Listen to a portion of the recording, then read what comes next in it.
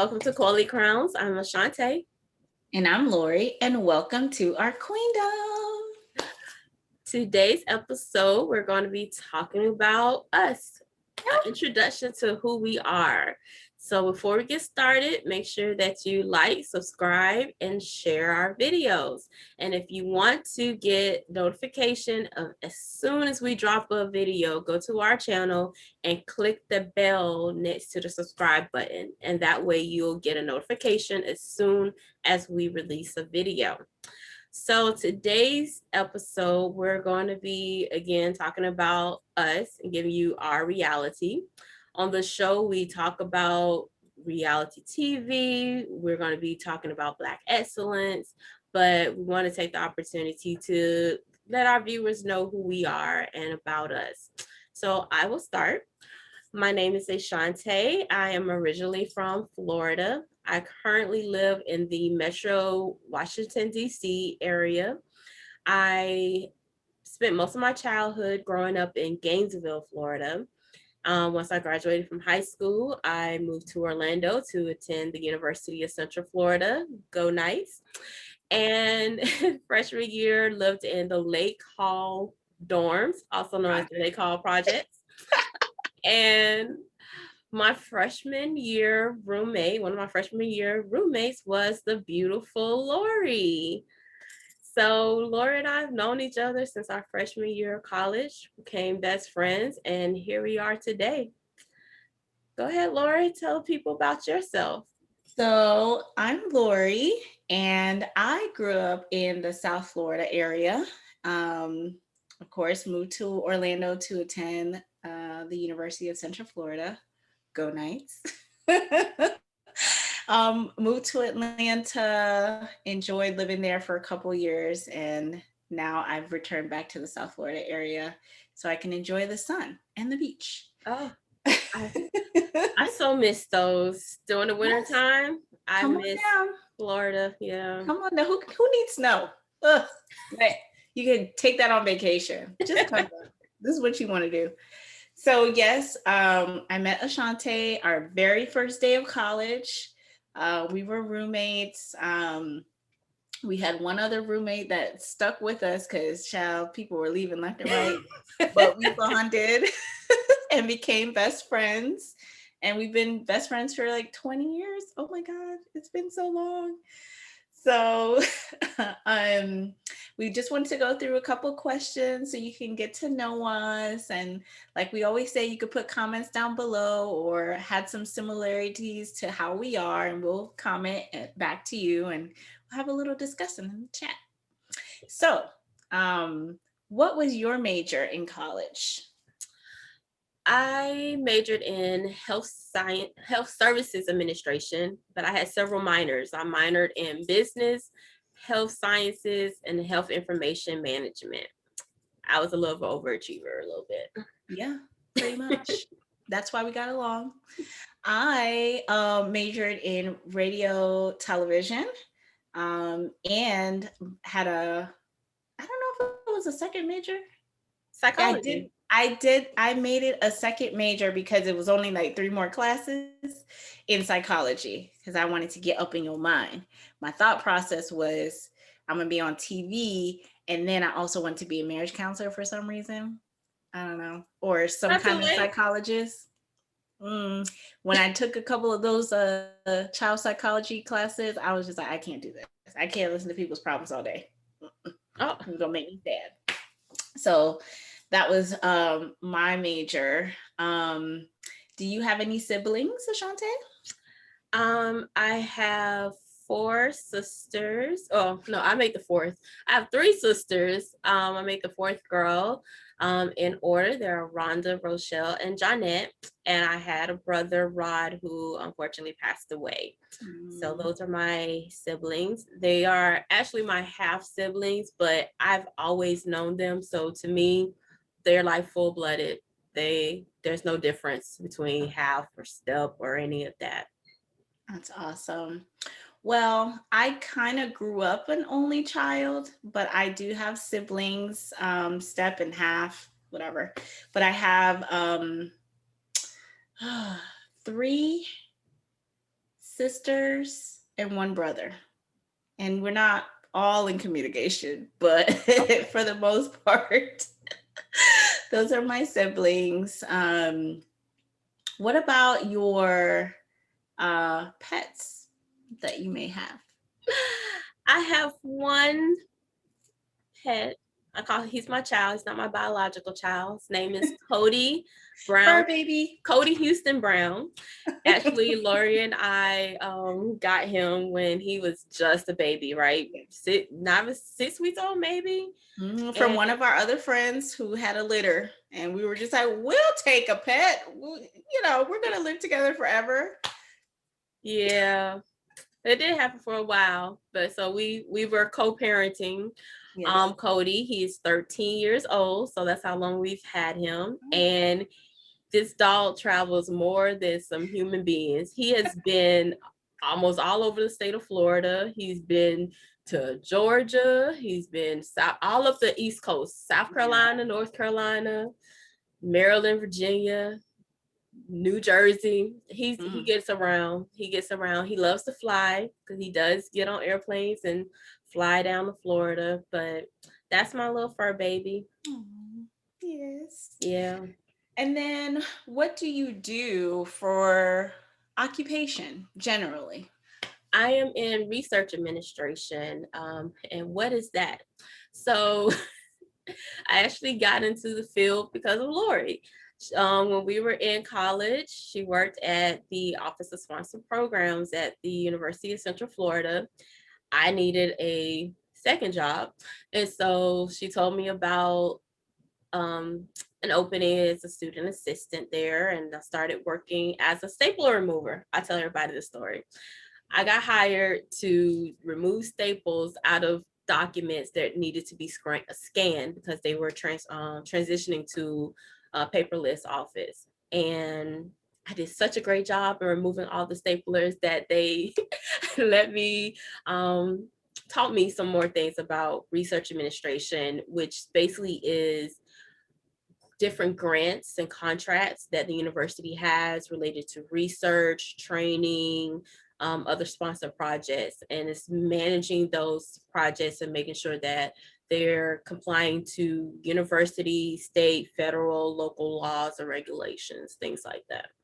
Yes, and I do the same thing right now for a healthcare organization. So I focus more on clinical trials, but it's about the same thing. We manage the entire study financially and for compliance.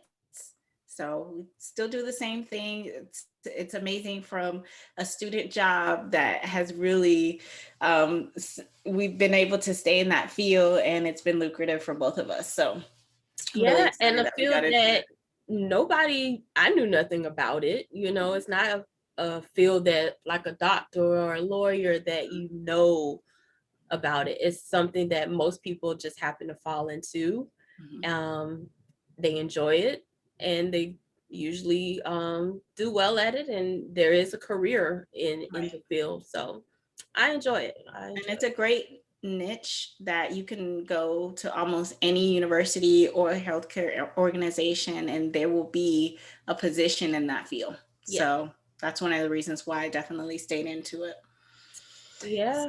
So what's your favorite memory that we've had with each other that you would say?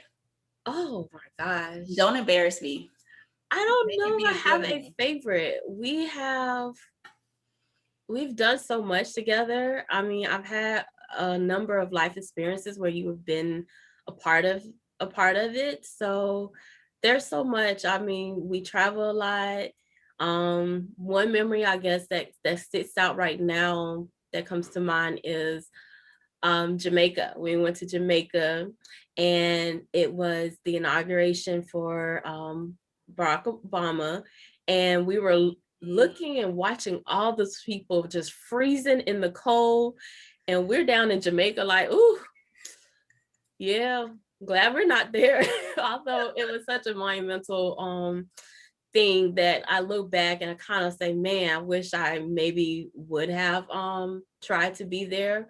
But Jamaica was good. I enjoyed myself in It Jamaica. was. So that's And it was so amazing just to see that Jamaican people were so excited yeah, about what was happening as well. Because we all, we're from America. So we're just like, oh, this is our politics, and everybody else kind of has their own thing going on. But just to see that, the first Black president that we've had here affected other countries, and this was such a big deal, was cool to see too.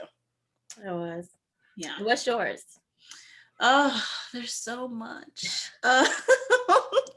I'm going to say one of my favorite trips or events with you was probably when we went on our first cruise together to the Bahamas. Oh my gosh. I'm not going to get into the details of this, but it was so fun. Just like, that was like our first, like, no parents. We just did our own thing. Ciao. Just like, we going on this cruise. It was supposed to be a free cruise that I won, but you had to pay port fees. Mm-hmm. So we had to pay like $100 or whatever. But it was actually really good. Like, we got a hotel there. Like, they paid, like, the $100 paid for all of it. So I thought that was amazing. Ain't nobody going on nobody boat right now with this COVID. But that was definitely the life. We felt like we was making money. Girl. We felt rich. We felt like we was out here. We done got our hair braided for about 12 hours each. Do you remember those days, y'all? Oh my gosh, yes. One person braiding your hair for hours and hours. But we was ready to go. That trip also just reminds me of wherever we go, we have the great fortune of meeting amazing people. Yes. That really just like look out for us. Like, yes, wherever we go, we meet people. So that same trip, we met some locals who worked on, was it like a lobster dinner, a dinner cruise. Yes. So we got on there for free, got to have some lobster and steak, and got and I talked to those people for like years after that. We emailed, we stayed connected. I went back to the Bahamas, we met up. It was just like, just good people. Mm-hmm. Honestly. Yeah. And it's always a fun time with Lori. She just always finds something, just always happens with us. We have stories to tell. But it's always great. So, so speaking of trips, what has been your favorite place to travel? My favorite place. Ooh. Good question. I've been traveling now for so many places. I can't just pick one. I'm like one of those people. I'm so indecisive. I just What about Trinidad and Tobago that we've gone 3 times? Yeah, I definitely have enjoyed going to Trinidad and Tobago. As Lori said, we've been 3 times in support of a nonprofit foundation there. So it's a volunteer trip that we get to give back to the community there in Tobago. And that is one that I have enjoyed because it wasn't just fun. It was actually giving back to a community in need and helping them with a health fair and some kids that we got to interact with. Oh, those kids are so cute. The people that I've gotten to meet through the trip, I've become good friends with one of the girls that Lori met that introduced us to this organization. Again, when we are in these places, we tend to find good people and remain good friends with them. So one person in particular, as you mentioned, I still hear from every now and then, send a happy birthday text or whatever. So that's one trip for sure. Paris, when we went to Paris and England, London, that was a nice trip. Love to get to see like the Eiffel Tower. You see pictures of these places, these famous buildings or things like that, but to actually see them in person, it's like, wow. Yeah. So I've enjoyed those trips. Okay. Yeah, I would say the same. I really love just the sereneness of being on the ocean. I just love like just relaxing in a calm beach, eating some local foods and fried fish to be particular, right on the water. So I hate the mosquitoes, but I can't avoid it because that's my favorite place. So. Not just mosquitoes. She don't like no bugs. Not one kind of insect. Bugs. Who? Insect. No. So anywho, so next question. If money was no object, what would you buy? So I didn't realize how much I enjoy the beach until I moved away from Florida. So one of the things I think I would definitely, if it was no object, is to get a nice little place on some island near the beach with like my own little staff that'll cook and clean and do all that for me. Yeah. I'm gonna go all the way out if I can. Staff. Okay. Staff, yes. I mean, if I have the money, I'm gonna go all out. The only staff I would need is a chef. So I'm with you on that. I'd be like, cook me food, please. But yeah, yes, that would be, and that actually is a dream of mine that I hope to maybe do that later on, maybe around retirement age or something, to actually locate an island or a spot somewhere and buy a property. Mm-hmm. I like that. I think I love to travel. So if money was no object, I think I would be doing that majority of the time. I think I would live in 3 places every year and do like 3 or 4 months in a brand new place and really visit that place. Because, you know, we say we travel, you go somewhere for a couple of days, you can't really get everything you need to get out of that. You don't really know people there, or, you know, unless it's your family or whatever. But I would love to be like, this year I'm going to live in Tobago for 3 months, and then I'm going to live somewhere else 3 months and somewhere else for 3 months, and just have the money to do that. I would still have property like as investments, but I would love to just be a nomad. It's weird. I think I would enjoy that so much and just have the ability to do that. So before Corona hit, I was reading different stories about retirees who basically were living on cruise ships. They would travel the world, living on cruise ships, going to different ports, and they'll stay in that area for a while, and then they'll go somewhere else. I was like, interesting. I actually thought that would be maybe be an option for me. Not so much now, but I mean, I like the thought of that you get to cruise around the world, stop at the different ports, and get to see different places. All your meals are paid for, get entertainment. Not that I would permanently live there, but like maybe for a year or something, experience that. But again, not so much now with COVID, but I thought that was interesting. Yeah. So what's your favorite holiday?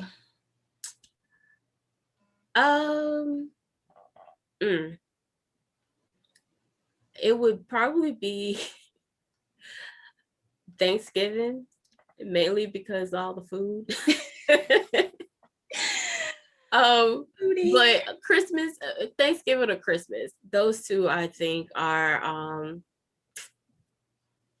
can I say the week between Christmas and New Year's? To me, that's a holiday because I get that week off from work. I usually come back to Florida, and at that time I would get to spend either Christmas with my dad and my siblings and their families, or I'll be with my mom, and then like New Year's, vice versa. Then I'll go to the other person's house. So just being around my family and having the time to be there around them, as well as the food.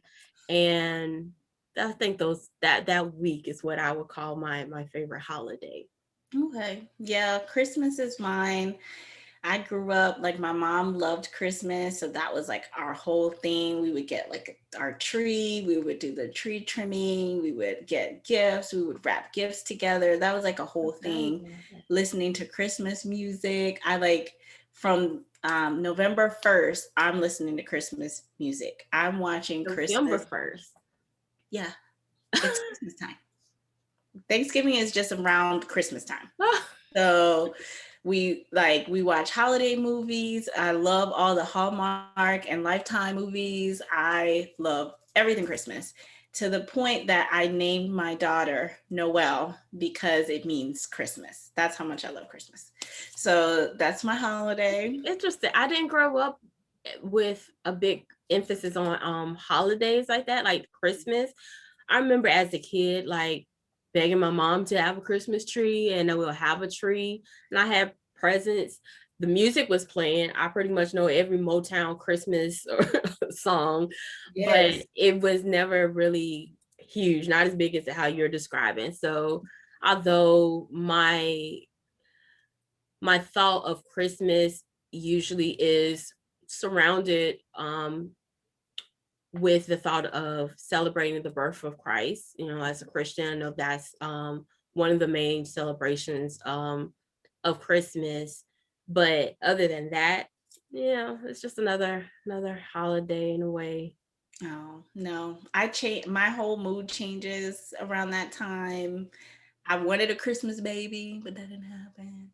But yeah, I love Christmas. I love going to church. I love everything about Christmas time. I do.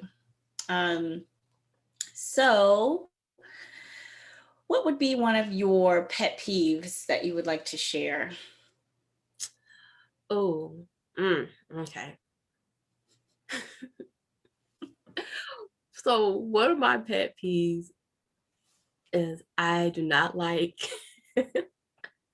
when people like are sitting in a chair and they don't put the chair all the way back underneath the table or something. Really? I know. That's the first one that I've popped in my never heard you mind. say that before in my life. Oh, yeah, no. Because you don't sit under the table? No, it's like they get out and then they don't push the chair back. Oh, you don't put it back. Yes. Oh. Like they just get up and then it's like still in the middle of the walkway or something like that. Like that's one of my pet peeves. Um, Another pet peeve is I kind of I like things organized a certain way. So like a pantry or something, I kind of like how things are in a certain order. So if you find something from a certain place, if you don't put it back in that place where you find it, that's a little of a pet peeve of mine. Yeah, I'm sure there's Okay. more. Those are what comes to mind right now. Oh yeah. I'm sure there's a litany of stuff that we both got. Oh, I don't know. I probably have a whole bunch, but I'm trying to think. It's a weird thing because I'm like, I don't like when people are not considerate of other people, like especially with driving. I don't know. I have a little bit of road rage, or sometimes people don't. a little bit.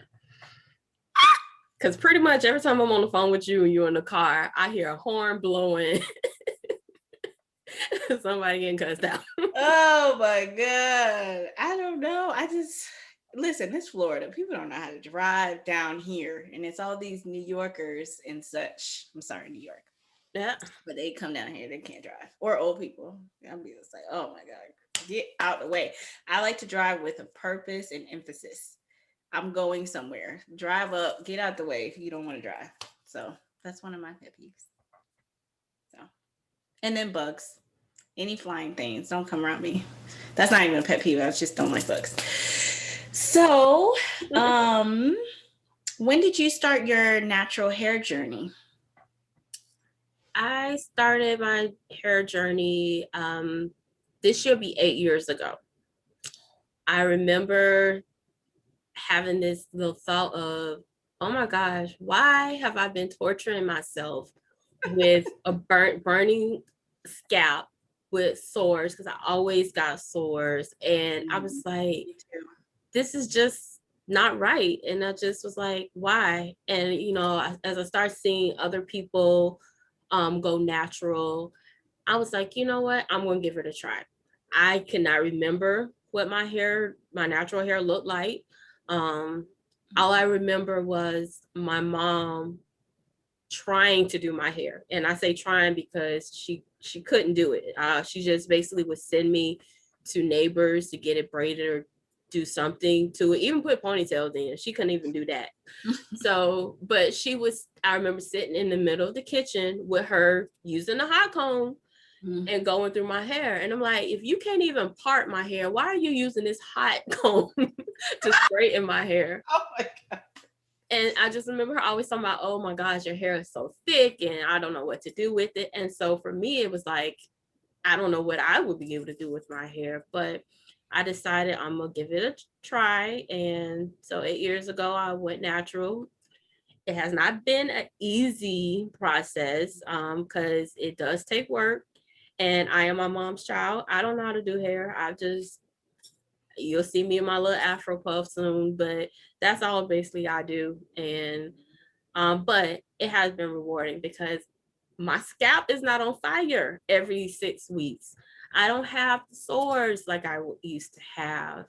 And I'm not afraid of my hair getting wet, if it's raining or something like that. So although it has not been an easy journey, it's been worth it.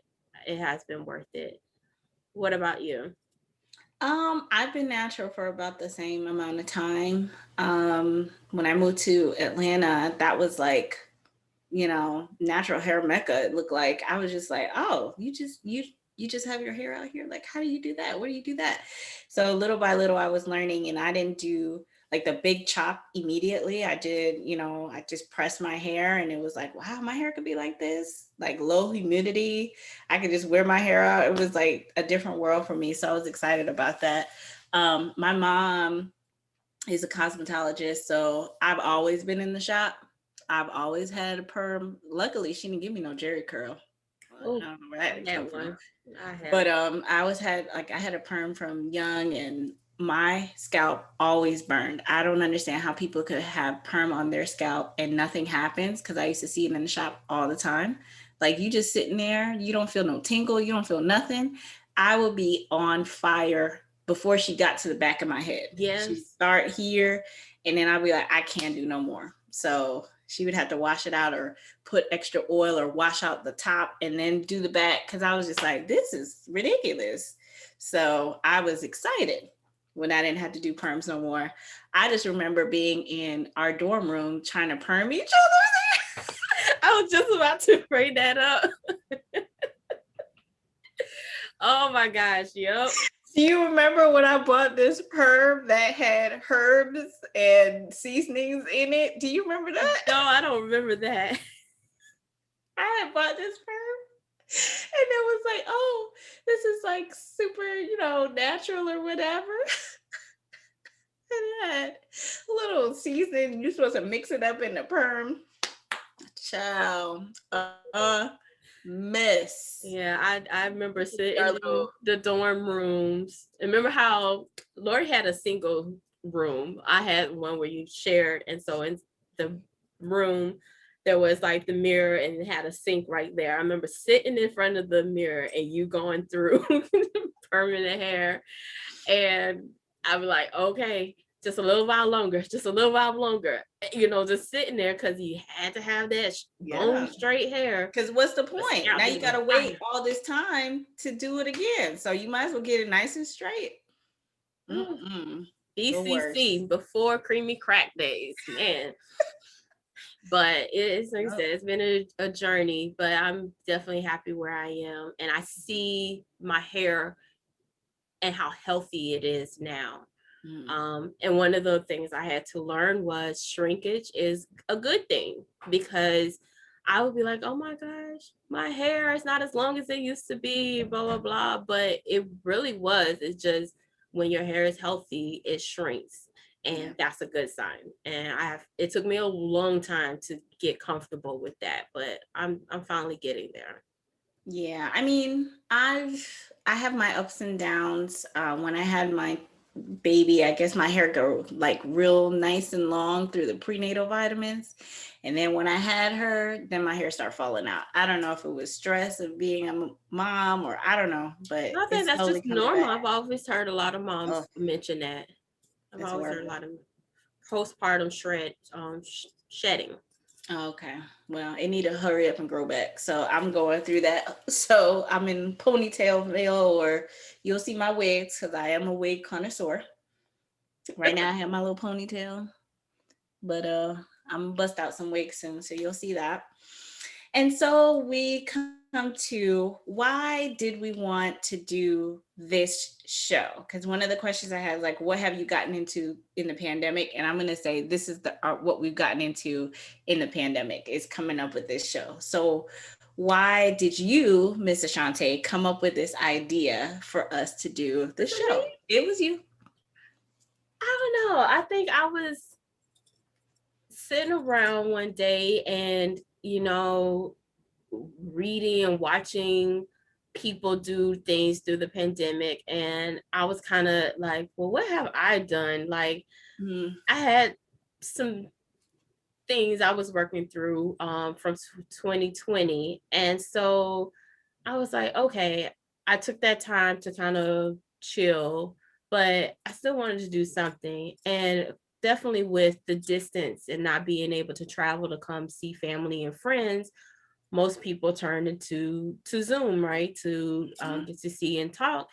And I was just like, well, what if we make our conversations that we do, we just tape it and just put it on, I don't know, YouTube and see who watches and see who will support us. And because we started watching Married at First Sight and we want to talk about what was happening and give our opinion about the situations, I thought again, we could just tape that and let other people watch and see what they think, and they can comment, we can interact with people and kind of just see where it goes.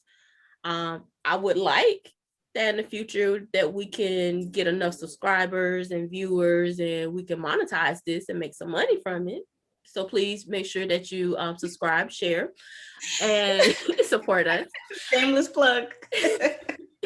But if that happens, great. But I think it's just another avenue of just being able to see my friend and talk to her and just put our conversation out there. Again, this conversation that we would have been having on the phone, we're just taping ourselves and putting it out there to the public. And that's been scary for me, honestly. Like, my initial idea was to do a podcast because I'm like, we can hide. You don't have to see, people don't have to see us with a podcast. But I think because of the distance, this just made more sense, and it was easier to kind of just like do Zoom and record it and then put it on YouTube. So, putting ourselves out there, it's been a little scary, but I appreciate what we're doing. I like what was happening.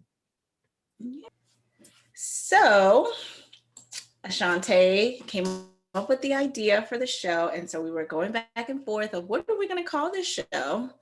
And we were coming up with different suggestions. She knocked down all my ideas that I sent her previously until I told her that we should call us the Coily Crowns. And basically what that means is that, we're natural hair sisters, and we're also royalty because we're queens. So we thought that was a great idea just to say that we are the Coily Crowns. So that's where the name came from. And our tagline, always protect your throne. Where did that come from, Ashante? I think it just went with the theme, right? Being the crown and royalty, and we call this our queendom. And I was thinking of the throne is really wherever you are. It can represent your personal space. It can represent your spirituality, your mental space, your hair. So whatever it is, we want to encourage ourselves and our viewers to protect that space. And a story that I came across that I thought was a good example was the Shonda Rhimes situation of how she ended up leaving ABC and going to Netflix. So what's been popular in news is that an executive told her no with her request for an additional like Disney pass or something like that, and kind of made a comment of like, don't you have enough? And for her, that was like the last straw. There have been other things that she mentioned that were occurring, that she wasn't happy in that space. And so that being the last straw, she decided she was going to end her relationship with ABC and protect her throne and go and find a new endeavor and work with Netflix. And that turned out to be very successful for her.